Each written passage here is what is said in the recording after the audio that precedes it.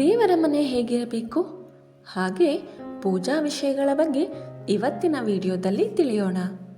ಮೊದಲನೆಯದು, ದೇವರ ಮನೆ ದೀಪಗಳು ಪೂಜಾ ಸಾಮಗ್ರಿಗಳು ಎಷ್ಟು ಶುದ್ಧವಾಗಿ ಇರುತ್ತವೆಯೋ ಅಷ್ಟು ಶುಭ ಫಲಿತಾಂಶಗಳನ್ನು ನೀಡುತ್ತವೆ.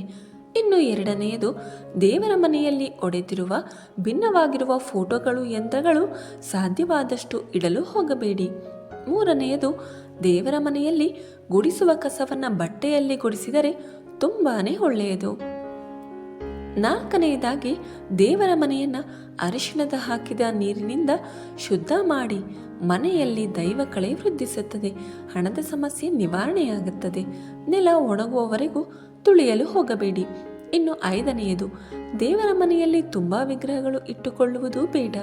ವಿಗ್ರಹಗಳು ಜಾಸ್ತಿಯಾಗಿದ್ದರೆ ನೈವೇದ್ಯದ ಪ್ರಮಾಣವೂ ಕೂಡ ಜಾಸ್ತಿ ಮಾಡಬೇಕಾಗುತ್ತದೆ. ಆರನೆಯದು, ತುಂಬ ಎತ್ತರದ ವಿಗ್ರಹಗಳು ಬೇಡ. ಅಕಸ್ಮಾತಾಗಿ ಇದ್ದರೆ ಪ್ರತಿದಿನ 1 ಸೇರು ಅಕ್ಕಿಯ ಅನ್ನವನ್ನಾದರೂ ನೈವೇದ್ಯ ಮಾಡಬೇಕಾಗುತ್ತದೆ. ಇನ್ನು ಏಳನೆಯ ವಿಷಯ, ದೇವರ ವಿಗ್ರಹ ಮಂಗಳವಾರ, ಶನಿವಾರ, ಶುಕ್ರವಾರ ಶುದ್ಧಿ ಮಾಡಬಾರದು. ಕೆಲವು ವಿಶೇಷ ದಿನಗಳಂದು ಶುದ್ಧೀಕರಿಸಬಹುದು. ಎಂಟನೆಯದು, ಪ್ರತಿ ಅಮಾವಾಸ್ಯೆ, ಪೌರ್ಣಮಿಯ ದಿನ ದೇವರ ವಿಗ್ರಹವನ್ನು ಅರಿಶಿಣದ ನೀರಿನಿಂದ ಶುದ್ಧ ಮಾಡಲು ಪ್ರಯತ್ನಿಸಿ. ಒಂಬತ್ತನೇ ವಿಷಯ, ದೇವರ ಪೂಜೆಗೆ ಆಂಜನೇಯ ಸ್ವಾಮಿ ಇರುವ ಗಂಟೆಯನ್ನು ಉಪಯೋಗಿಸಿ. ಆಂಜನೇಯ ದೇವರ ಪಾದವನ್ನು ತೊಳೆದು ಗಂಟೆ ಬಾರಿಸಬೇಕು. ಇನ್ನು ಹತ್ತನೆಯದು, ದೇವರು ಯಾವಾಗಲೂ ಆಹಾರವನ್ನು ಕೇಳುತ್ತಿರುತ್ತಾರೆ. ದೇವರ ಹತ್ತಿರ ಮಧುಪರ್ಕ ಇಟ್ಟಿರಿ.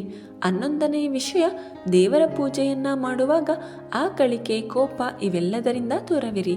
ಅನಗತ್ಯ ಚಟುವಟಿಕೆಗಳನ್ನು ಮಾಡಲು ಹೋಗಬೇಡಿ. 12ನೇದಾಗಿ, ತುಳಸಿ ಪೂಜೆ ಇಲ್ಲದಿದ್ದರೆ ಯಾವುದೇ ಪೂಜೆಯೂ ಕೂಡ ಫಲ ಕೊಡುವುದಿಲ್ಲ. ಇನ್ನು 13ನೇ ವಿಷಯ ಏನೆಂದರೆ, ದೇವರ ಪೂಜೆಯ ಸಮಯದಲ್ಲಿ ಪುರುಷರು ಮೇಲ್ಹೊದಿಕೆ ಅಂದರೆ ಶಲ್ಯವನ್ನು ಧರಿಸಬೇಕು. ಇಲ್ಲದಿದ್ದರೆ ಪೂಜೆ ಅಸಂಪೂರ್ಣವಾಗಿರುತ್ತದೆ. ಬರೀ ಮೈಯಲ್ಲಿ ಕೂತು ಪೂಜೆ ಮಾಡುವುದು, ಊಟ ಮಾಡುವುದು ಒಳ್ಳೆಯದಲ್ಲ. ಈ ಮಾಹಿತಿ ನಿಮಗೆ ಇಷ್ಟವಾಗಿದ್ದರೆ ದಯವಿಟ್ಟು ಲೈಕ್ ಆ್ಯಂಡ್ ಶೇರ್ ಮಾಡಿ. ಇನ್ನೂ ಹೆಚ್ಚಿನ ಇಂಟ್ರೆಸ್ಟಿಂಗ್ ಮಾಹಿತಿಗಾಗಿ ನಮ್ಮ ಚಾನಲನ್ನು ಸಬ್ಸ್ಕ್ರೈಬ್ ಮಾಡೋದನ್ನು ಮರಿಬೇಡಿ. ಕೇಳಿದ್ದಕ್ಕಾಗಿ ಧನ್ಯವಾದಗಳು.